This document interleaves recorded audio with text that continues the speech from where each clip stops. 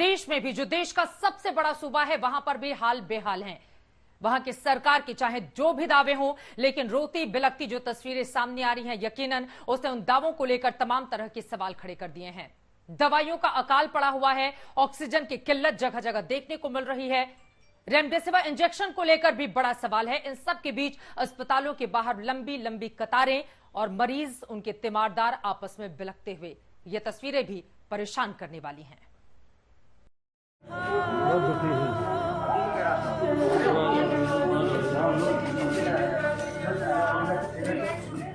ना बेड्स की कमी है, ना ऑक्सीजन की कमी है, ना रेमडेसिविर की कमी या किसी अन्य जीवन रक्षक दवा की भी कमी नहीं है।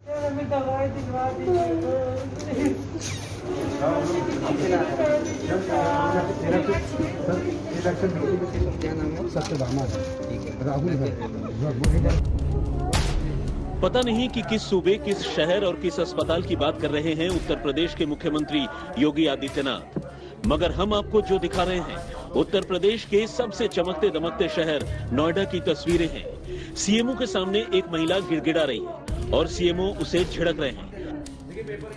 महिला रेमडेसिविर इंजेक्शन के लिए नोएडा के सीएमओ के सामने फरियाद कर रही है, पांव पकड़ रही है, बस किसी तरह सीएमओ साहब इंजेक्शन का बंदोबस्त कर दें और मरीज ठीक हो जाए। लेकिन तीमारदारों का इस तरह रोना सीएमओ साहब को बेकार की बातें लगी।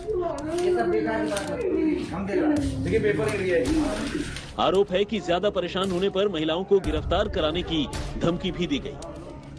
आप लोग किस लिए आए हैं? इंजेक्शन के लिए। क्या कह रहे हैं?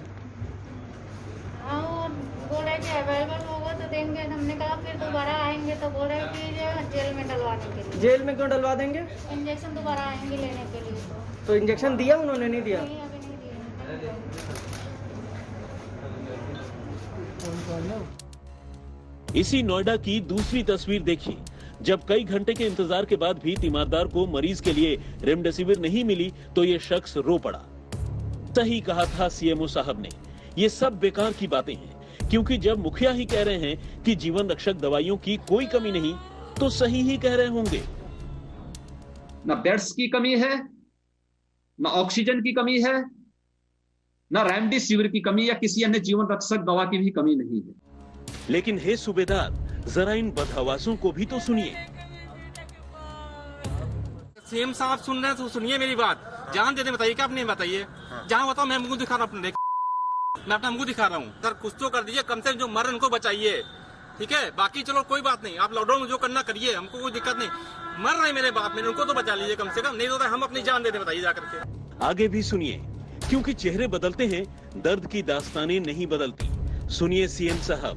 मेरी माँ चली गई 3 बजे, मैं खड़ा हूँ सामने, अभी कल उनका 10वां मैं करके आ रहा हूँ घर से, हैं, तभी मैं दौड़ रहा हूँ कि मेरे बाप बच जाए कुछ तरीके से। जिस वक्त लोग शोक मनाते हैं, दुर्भाग्य देखिए, एक बेटे को अस्पतालों में व्यवस्था से लड़ना पड़ रहा है। फादर को मैं कहीं से भर्ती कराइए सर, लगा लीजिए सुरक्षा के लिए। सर मैं परेशान चुका, सुबह दौड़ रहा बताइए, मैं कहाँ तक मरूँ बताइए। अस्पताल में क्या कहते हैं? कहीं कुछ है नहीं सर, सर जब हर जगह मना कर रहे हैं।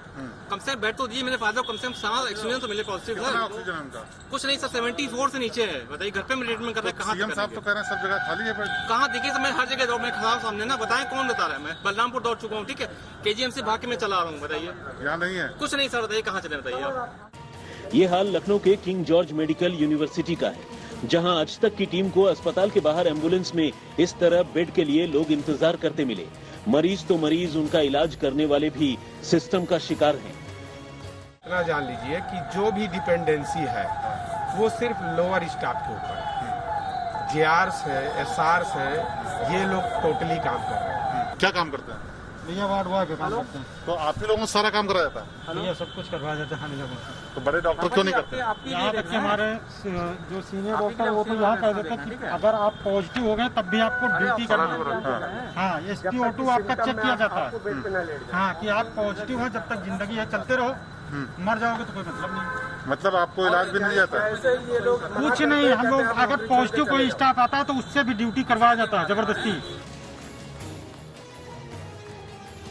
यूपी में हेल्थ सिस्टम का बुरा हाल हो चुका है, ये खुद सत्ताधारी पार्टी बीजेपी के सांसद भी मानने लगे हैं। लखनऊ के मोहनलालगंज से सांसद कौशल किशोर और मंत्री सुनील भराला के बाद मेरठ से सांसद राजेंद्र अग्रवाल ने भी सीएम योगी को चिट्ठी भेजी है। चिट्ठी में मेरठ में फौरन ऑक्सीजन की समुचित सप्लाई भिजवाने को कहा गया है।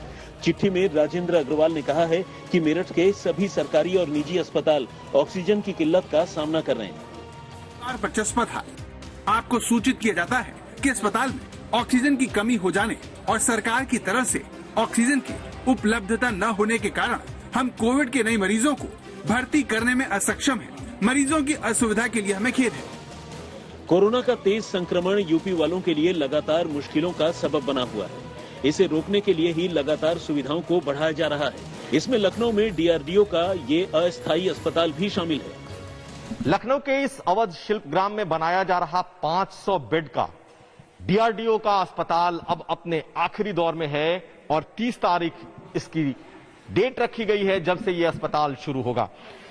500 बेड का यह अस्पताल कोविड अस्पताल होने जा रहा है, मेकशिफ्ट हॉस्पिटल है, लेकिन इस पूरे अस्पताल को लगभग तैयार कर लिया गया है। ये वो बड़े हॉल होंगे जिसमें बेड्स लगेंगे, यहां तक कि बेड आ चुका है और आप देख सकते हैं कि इस तरीके की बेड की तैयारी है।